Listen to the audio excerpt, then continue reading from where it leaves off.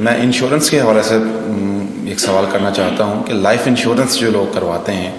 آیا اسلام میں اس کی اجازت ہے یا نہیں؟ اصل میں یہاں اس کو کہوں گا آپ سے کہ ایک تو ہمارے ہاں جو اس وقت انشورنس کا نظام ہے وہ لازماً گتھا ہوا ہے سود کے ساتھ، لہذا اس شکل میں جو اس وقت انشورنس ہو رہی ہے وہ تو حرام ہے، اس کے حرام ہونے میں کوئی شک نہیں ہے۔ البتہ یہاں پر پیور انشورنس کی بات اگر کی جائے جس کے اندر کہ کوئی سودی معاملہ نہ ہو، کیونکہ وہ پھر انویسٹ کرتے ہیں اور اس کا بھی پھر وہ جو ہے وہ نفع دیتے ہیں، وہ سب کچھ ہے، وہ سارا معاملہ ہے۔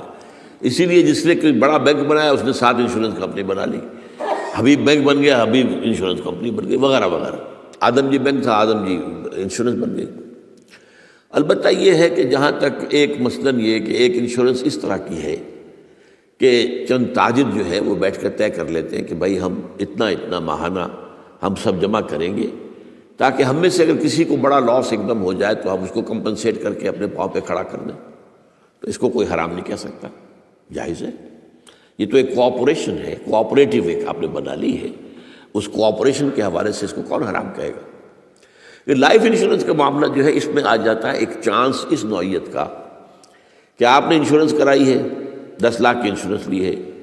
آپ نے ابھی 2-3 پریمیم جو ان کے دیے ہیں کہ آپ کا حادثہ کے اندر انتقال ہو گیا، اب اتنے پیسے آپ کو مل جائیں گے، یہ آپ نے how did you earn it? تو شریعت کے جو بھی جائز ذرائع ہیں ارننگ کے، ان میں کسی میں یہ فال نہیں کرتا۔ یہ تو چانس کی بات ہو گئی، جیسے جوئے کے اندر چانس ہوتا ہے،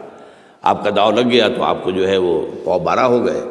اور نہیں تو ظاہر بات ہے کہ آپ کی اپنی رقم بھی گئی۔ اسی طریقے سے یہ ہے کہ اگر وہ آپ نے جتنا بھی رقم جو ہے دی ہے وہ ہو سکتا ہے کہ وہ آپ بالکل ٹھیک ٹھاک اس وقت تک رہیں۔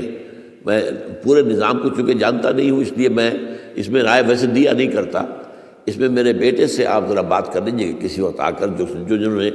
PhD کے کورسز مکمل کیے ہوئے ہیں اسلامک اکنامکس میں، عاطف وحید،